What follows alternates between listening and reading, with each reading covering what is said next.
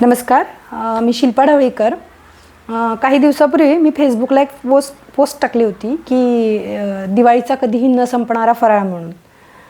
तर झालं असं की माझ्या मुलीला बहिर्जी नायकांबद्दल पुस्तक हवं होतं. मग मी गोष्टीचं पुस्तक शोधायला म्हटलं. आप्पाबळवंत चौकात गेल्यानंतर मी त्यांना सांगितले एका दुकानात की मला लहान मुलांसाठी असं म्हणजे गोष्टींची पुस्तकं हवी आहेत, तर बहिर्जी नायकांवर एखादं पुस्तक असेल तर तुम्ही द्या म्हटलं. तर ते म्हणाले फक्त तुम्हाला बहिर्जी नायकांचंच पुस्तक हवं आहे का, की अजून इतर कोणाचं पण चालेल? मग म्हटलं तसं असेल तर चांगलंच आहे. मग त्यांनी मला एक पुस्तकांचा संच दाखवला. छान आहे तो. शिवरायांचे शिलेदार म्हणून आहे. 14 पुस्तकांचा संच आहे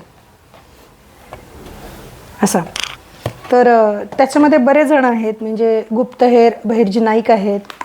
त्याच्यानंतर मराठा स्वराज्याचे सरसेनापती हंबीरराव मोहिते आहेत. त्यानंतर शिवरायांचे शिलेदार दादोजी कोंडदेव आहेत. त्यानंतर बाळाजी आवजी चिटणीस यांच्याबद्दल आहे. वीर शिवाजी काशीद यांचं देखील आहे. बाजीप्रभू देशपांडे आहेत. त्याचबरोबर फिरंगोजी नरसाळे यांचं देखील आहे. प्रतापराव गुजर यांचं देखील पुस्तक आहे. त्यानंतर जीवा महाल त्यांचं देखील आहे.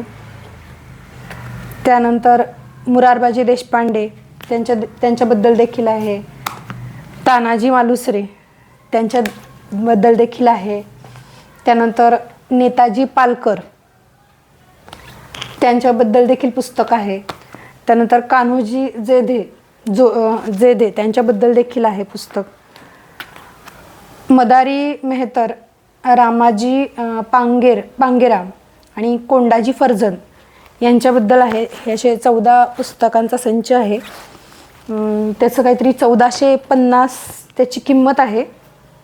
1430 किंमत आहे त्याची, पण 1250मध्ये मला त्यांनी डिस्काउंटमध्ये दिला. ही पुस्तकं तुम्हाला ॲमेझॉनवर सुद्धा मिळतील. ॲमेझॉनवर जर तुम्ही शिवरायांचे शिलेदार म्हणून जर सर्च केलं तर तुम्हाला पुस्तक मिळतील. ते मराठीमध्ये टाकून सर्च केलं तर तुम्हाला एक पुस्तकं देखील त्याची मिळतील. त्याची साधारणपणे 100 रुपयाच्या आसपास पुस्तकांची किंमत आहे प्रत्येक पुस्तकांची. आणि तुम्हाला जर आप्पाबळवंत चौकात पाहिजे तर आप्पाबळवंत चौकात देखील ही पुस्तकं तुम्हाला मिळतील. छान आहेत ती पुस्तकं. लहान मुलांना म्हणजे चित्र आहेत त्याच्यात आणि मोठ्या अक्षरांमध्ये आहे, वाचण्यासारखी आहेत. छान आहेत पुस्तकं.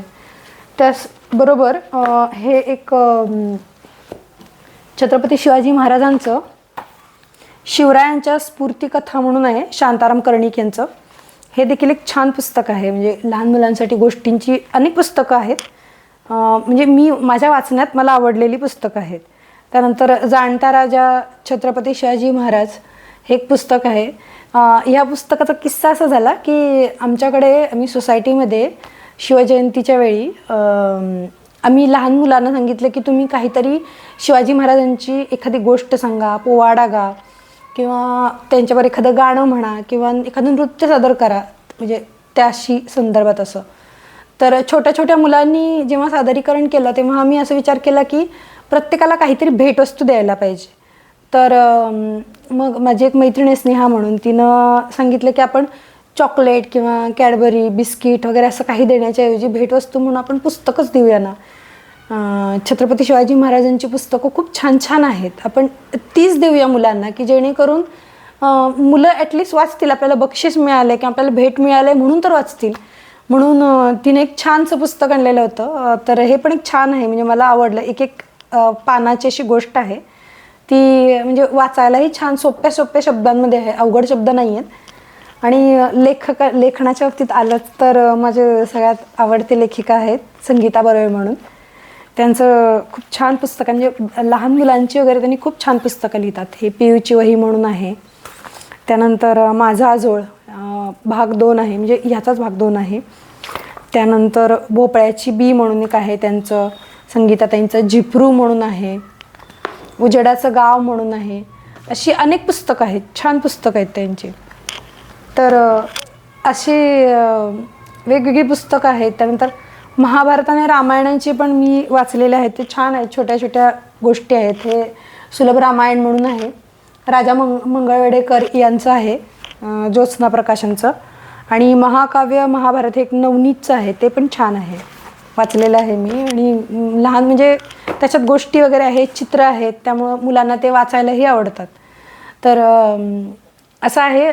अनेक पुस्तकं आहेत, पण त्यातल्या त्यात मी काही पुस्तकं सांगितली की ही पुस्तकं छान आहेत आणि तुम्ही नक्की वाचा. आणि आपण वाचायला सुरुवात करूया आणि मुलांनाही वाचायला लावूयात आणि वाचन संस्कृती पुढे नेऊयात.